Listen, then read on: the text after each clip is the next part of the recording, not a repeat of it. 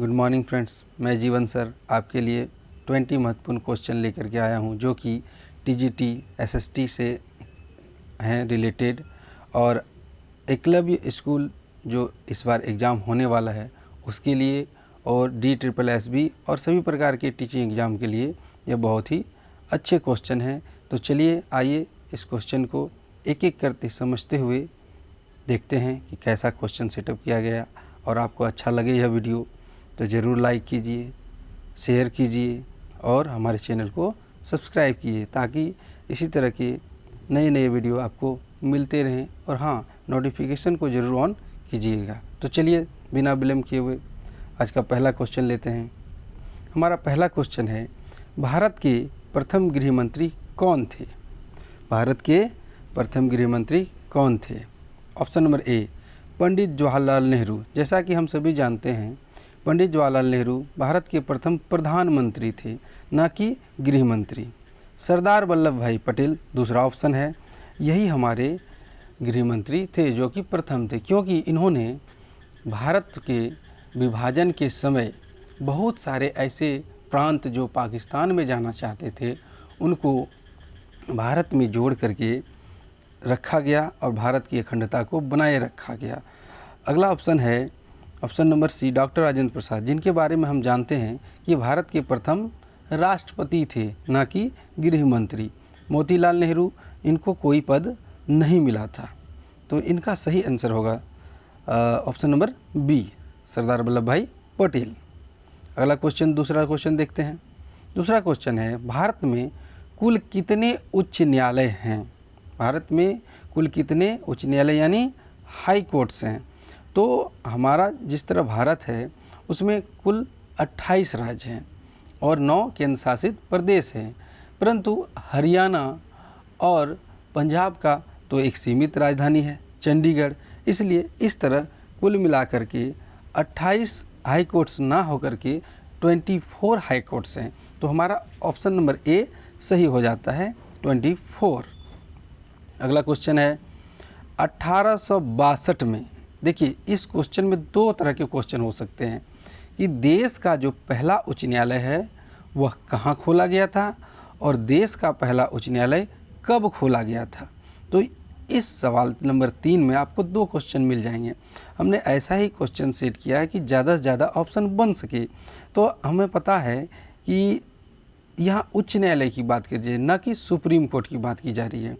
तो उच्च न्यायालय जो होते हैं आप देखेंगे तो लगभग सारे उच्च न्यायालय राज्य के राजधानी क्षेत्र में पाए गए हैं।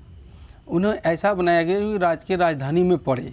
तो अब हम देखते हैं कि यहाँ पर कोई किसी की राजधानी है क्या? चलिए देखते हैं। हाँ है, एक है न्यू दिल्ली, ये भारत की राजधानी है।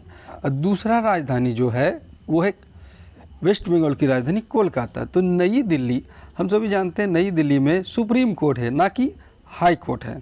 तो हमारा ऑप्शन होगा ऑप्शन नंबर सी, कोलकाता, जिसे पहले हम लोग कलकत्ता के नाम से जानते थे। अगला क्वेश्चन है क्वेश्चन नंबर 4, संविधान के किस अनुच्छेद में उच्चतम न्यायालय के गठन का प्रावधान है? संविधान के किस अनुच्छेद में उच्चतम न्यायालय के गठन का प्रावधान है? तो इसका ऑप्शन है ऑप्शन नंबर डी, अनुच्छेद 124 में। अगर इस क्वेश्चन को जरा सा घुमाएं तो अगला क्वेश्चन बनता है, जो कि अब देखेंगे आगे कि इसमें कैसा ट्रिक है। 1 2 4 उच्चतम न्यायालय के लिए, और ठीक इसके थोड़ा सा अगला क्वेश्चन को देखते हैं तो ऑप्शन नंबर इसका जो ऑप्शन नंबर है वो डी सही है, 124। अगला जरा क्वेश्चन देखें तो आप देखेंगे इसे हम ट्रिक से भी याद रख सकते हैं। देखिए, संविधान के किस अनुच्छेद में उच्च न्यायालय के गठन का प्रावधान है? उसमें था, जो पिछला क्वेश्चन था सुप्रीम कोर्ट के बारे में, उसमें था 1 2 4। इसके अगर डिजिट को उल्टा देना तो इसका आंसर हो जाएगा 214। तो इसका सही ऑप्शन है ऑप्शन नंबर सी। अगला क्वेश्चन देखते हैं, 6 नंबर वाला क्वेश्चन, भारतीय राष्ट्रीय कांग्रेस की स्थापना कब की गई है? भारतीय राष्ट्रीय कांग्रेस की स्थापना कब की गई है? हमें इतना तो पता है कि कांग्रेस की जो स्थापना हुई थी वो आज़ादी के पहले हुई थी। तो हम ऐसे ऑप्शनों को छांटना शुरू करेंगे जो आज़ादी के बाद का है। अगर इस तरह देखें तो हमें एक ऑप्शन मिलेंगे, ऑप्शन नंबर बी, जो आज़ादी के बाद का है। और आज़ादी के बाद तो इसका गठन हुआ नहीं है, इसका गठन तो पहले हुआ है। तो हमारे पास ऑप्शन बचते हैं ए, सी और डी। 1935 में इनका गठन नहीं हुआ था। इसका सही ऑप्शन है 1835 में हुआ, 1885 में हुआ था। इसका सही ऑप्शन क्या है?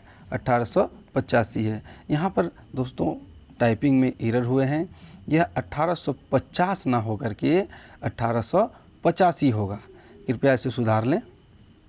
अगला क्वेश्चन देखते हैं कि 7 नंबर का क्वेश्चन, भारत का पहला आम चुनाव कब हुआ था? जैसा कि हम सभी जानते हैं भारत आज़ाद हुआ था 1947 में, लेकिन हमारा संविधान तभी नहीं था, इसलिए संविधान बनने में वक्त लगा। और 50 में तो संविधान लागू हुआ, लेकिन उस अगला चुनाव होने के लिए कम से कम 2 वक्त का समय लग गया। यानी कि हमारा जो चुनाव हुआ वो भारत का संविधान लागू होने के 2 वर्ष के बाद हुआ। तो इस तरह से देखें तो संविधान लागू हुआ था 50 में और 2 वर्ष के बाद लागू हुआ, यानी कब हो गया? 1952। तो इस तरह हमारा ऑप्शन नंबर सी सही है। अगला क्वेश्चन देखते हैं, झारखंड में लोकसभा की कितनी सीटें हैं? ये लोकसभा से और राज्यसभा से क्वेश्चन आते ही हैं, इसलिए कृपया इसे ध्यान से समझ लें। झारखंड में लोकसभा की सीटें हैं 14। अब इसको कैसे याद रखेंगे वो अगले क्वेश्चन के बाद हम बताते हैं। झारखंड में लोकसभा की कितनी सीटें हैं? 14 हैं। तो अगला क्वेश्चन देखते हैं, ये तो नहीं है, इससे आगे मिलेगा कि झारखंड में राज्यसभा की कितनी सीटें हैं। तो झारखंड में राज्यसभा की 6 सीटें हैं। हम कैसे याद रख सकते हैं? हम याद रखेंगे 20 से, 14 और 6 20। तो हम ऐसे ऑप्शन पे थोड़ा सा, आजकल रटने से काम नहीं होता है, आजकल थोड़ा सा ट्रिक लगाना पड़ता है। जैसे कि 14 और 6 20 एक पूरा नंबर बना रहा है, ऐसा नहीं कि 21 हो गया 22 हो गया, एक बोलने में भी अच्छा लगता है 10 20 30, इस तरह से हम याद रखने का प्रयास करेंगे। अगला क्वेश्चन है, लोकसभा में बहुमत पाने के लिए कितनी सीटें चाहिए? लोकसभा में बहुमत पाने के लिए दोस्तों 272 सीटें चाहिए। इस तरह हमारा ऑप्शन नंबर ए सही होता है। अगला क्वेश्चन है, भारत के न्यायालय हैं, यानी भारत में कितने प्रकार के न्यायालय हैं? तो भारत में 3 प्रकार के न्यायालय होते हैं। पहला है जो सबसे बड़ा न्यायालय है वो है उच्चतम न्यायालय यानी सुप्रीम कोर्ट। दूसरा है उच्च न्यायालय यानी हाई कोर्ट। और तीसरा है जिला व अधीनस्थ न्यायालय जो कि डिस्ट्रिक्ट में पाया जाता है। ये 3 तरह के न्यायालय होते हैं, इसलिए हमारा ऑप्शन नंबर डी सही है, तीनों प्रकार के न्यायालय। 11 नंबर का क्वेश्चन देखते हैं, संविधान के किस अनुच्छेद में अस्पृश्यता का अंत किया गया है? संविधान के किस अनुच्छेद में यह कहा गया कि अस्पृश्यता का अंत हो जाए? यहाँ अस्पृश्यता नहीं, यहाँ पर भी टाइपिंग मिस्टेक हुआ है, यहाँ पर अस्पृश्यता होनी चाहिए। संविधान के किस अनुच्छेद में अस्पृश्यता का बात किया गया कि इसका अंत होना चाहिए? तो सबसे पहले हम यह समझेंगे अस्पृश्यता का अर्थ क्या होता है। इसका अर्थ होता है छुआछूत करना। यदि कोई कहे कि तुम डोम हो, तुम चमार हो, हम यहाँ जाति की बात नहीं कर रहे हैं, हम सिर्फ हमारा जाति के उच्चारण का एक ही मकसद है कि हम समझाने का प्रयास करें। कृपया कोई इसे जाति प्रथा के तौर पर ना लें। हमारा कहने का अर्थ यह है कि संविधान में यह कहा गया किसी को हम जाति के तौर पे छुआछूत या भेदभाव हम नहीं कर सकते हैं। इसके अंत की बात की गई है संविधान के अनुच्छेद 17 में। तो हमारा ऑप्शन नंबर सी सही हो जाता है। अगला क्वेश्चन देखते हैं, अनुसूचित जनजाति का मूल अर्थ क्या है?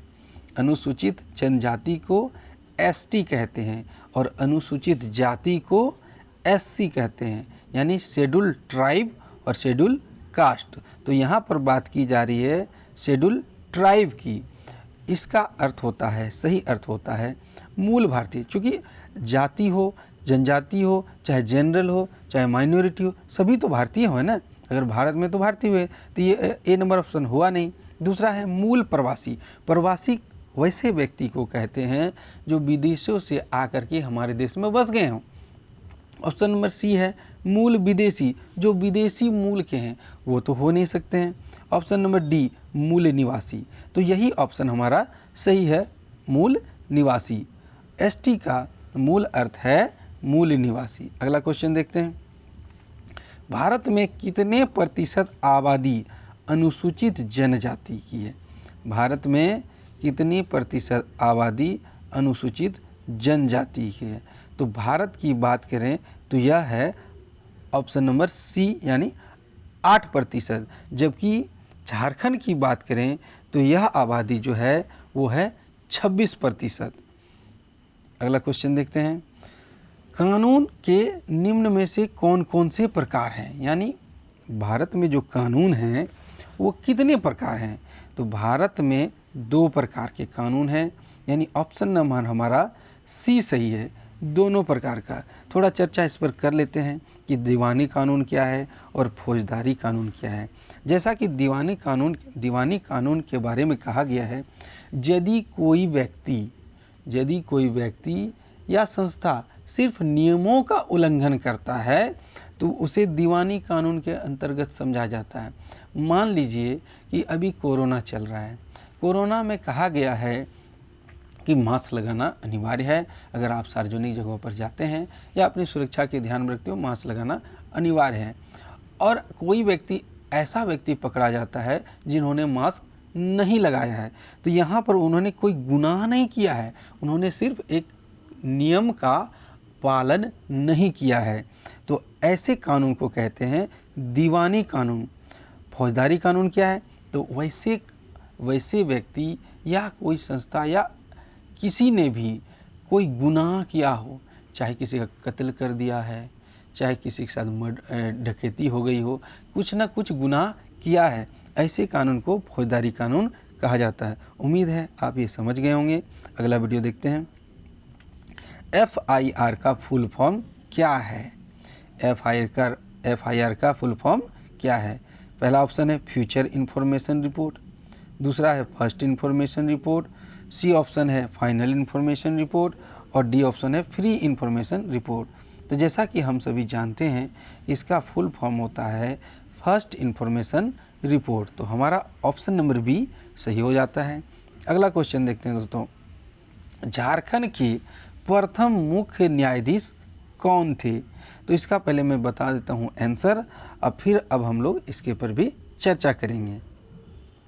तो इसका सही आंसर है option number A Vinod Kumar Gupta, Shri Vinod Kumar Gupta ji. तो ऑप्शन नंबर बी कौन थे? प्रभात कुमार। तो प्रभात कुमार जो थे हमारे प्रथम राज्यपाल थे, ना कि न्यायाधीश, हमारे प्रथम राज्यपाल थे। और यहाँ पर जो सी और डी ऑप्शन है दीपक कुमार और सुंदर कुमार, हमने बस ऑप्शन के तौर पे लिया गया था, ये कोई थे नहीं। अगला क्वेश्चन देखते हैं, भारत के प्रथम मुख्य न्यायाधीश कौन थे? ये क्वेश्चन बहुत ही इम्पोर्टेंट हो जाता है जब न्यायाधीश की बात की जा रही है, न्याय व्यवस्था की बात की जा रही है, तो हमें यह जानना बहुत ही ज़रूरी हो गया है कि कौन थे जो भारत के प्रथम मुख्य न्यायाधीश थे। तो वो थे, देखिए यहाँ पर जितना भी नाम दिया गया है सब मुख्य न्यायाधीश रह चुके हैं।